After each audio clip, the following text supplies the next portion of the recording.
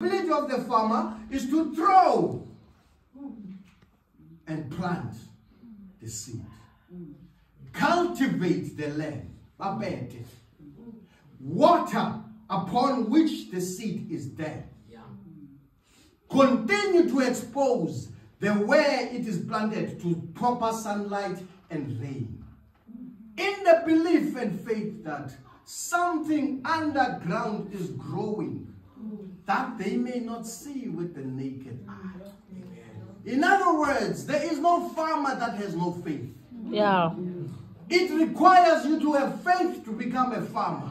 Because when you throw the seed, you cultivate the land, you water where you planted, you expose it to the sunlight, you guard against those predators that are looking to take coming through vegetation, you put a nest around it. You have this belief that one day this thing will come and bear fruit that will benefit me, if not the nation. Amen. It's the same analogy. Do not grow weary. Whether you can see what's happening underground or not. Whether the Lord has shown you that the root has taken up or it's dead. Your responsibility is to plant. Your responsibility is to grow. Your responsibility is to cultivate. Your responsibility is to water. Your responsibility is the expense to the sunshine. And you leave it to the creator of heaven and earth to grow and germinate the seed. Now God says that do not, and I'm talking to somebody that is about to give up and say that it doesn't matter. This thing doesn't work. It doesn't matter. It's irrelevant. Nobody cares. You did not do it because you were asked by the church. The church, as a matter of fact, was used by God as a conduit to recognize your gift, but your gift is recognized by heaven way before the church can even open its eyes. So your responsibility and your faithfulness in your activity to ensure you are faithful to your commission. As a matter of fact, the church is secondary. And I say this not because I'm saying that the church will not recognize it will, it must, and it will do so. But I'm saying, who sent you? Because if you are sent by a denomination, think again. The denomination will not clap hands for you all the time. The denomination will lift you up high there. And it also knows how to drop you down. But when God says do it, against all odds, even when they reject and despise you, still the germination will come.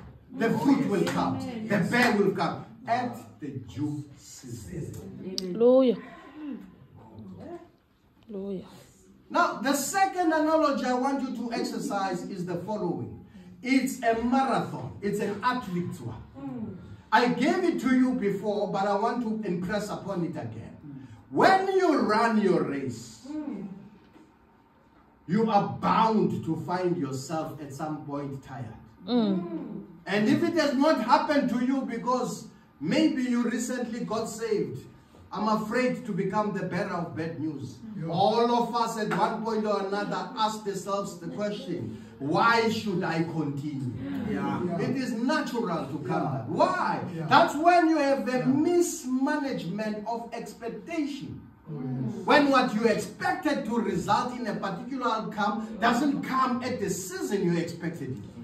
When there's disappointment, rejection, the very people you were called to service are the first ones to gossip and talk ill of you.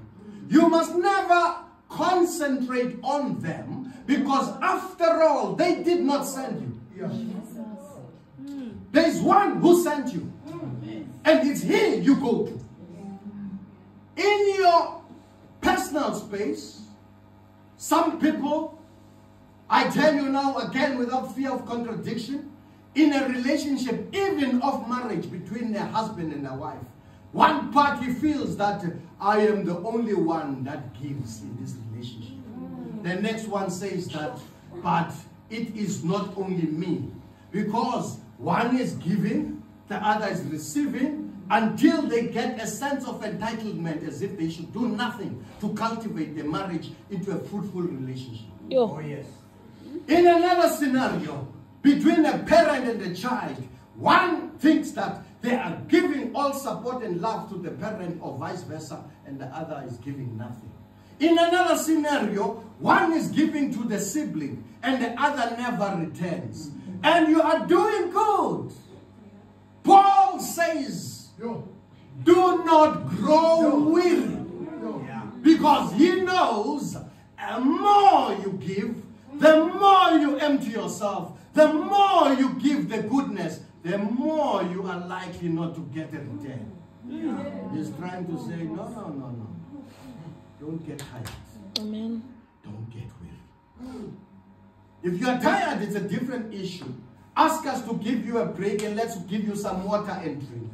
Stand up again and walk. But don't get exhausted at the point which you can no longer go on. When you are in this athlete marathon race, it does not matter how fast you ran. It does not matter how much gap you open between you and your competing athletes. What matters is if you finish the race. And therefore Paul says that be conscious not to find yourself not finishing the race. And the ability to finish your race is your consciousness that I must guard against being exhausted because I am doing good. And he says in the King James Version as I conclude, lest you fail. Lest you faint. In other words, what is fainting? Fainting is a state of unconsciousness that allows you to be looked at like someone that is dead for the moment. You need a first aid to resuscitate you. And you cannot go on with any gifting, does not matter how strong you are, once you reach a point of fainting. In other words, what are we saying? We are saying that, brethren, brothers and sisters, wherever your vocation and gifting is, whether in the career space, some people are struggling. They go to a department that is weak at work, they come and present and do their best, and they are still not recognized. But the company succeeds at the back of their hard sweat. Paul says, don't get tired.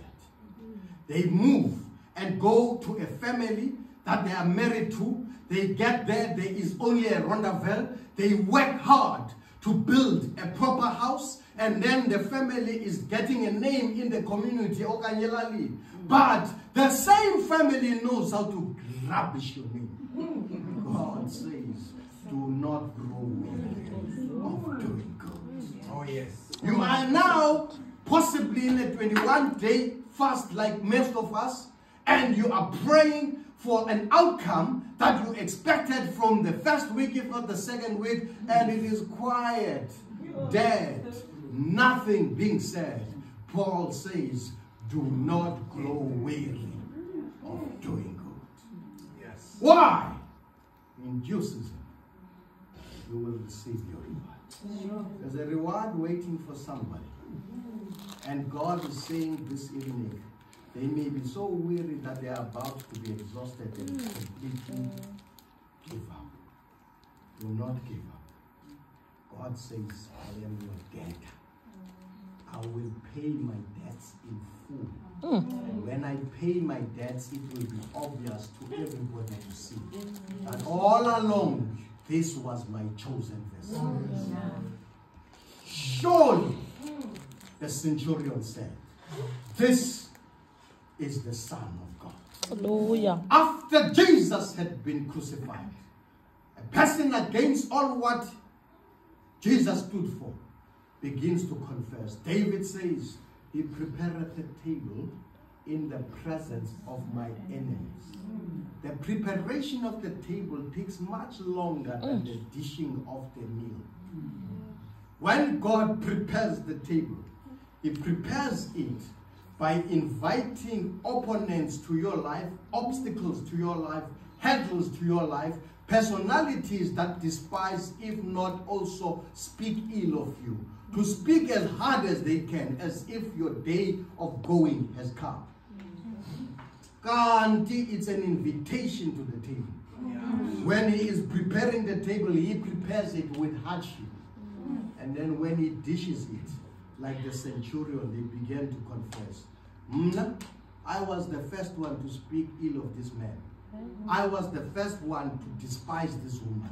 But today I can confess that this person indeed is called of God. One day, your hardest enemy is going to make that confession.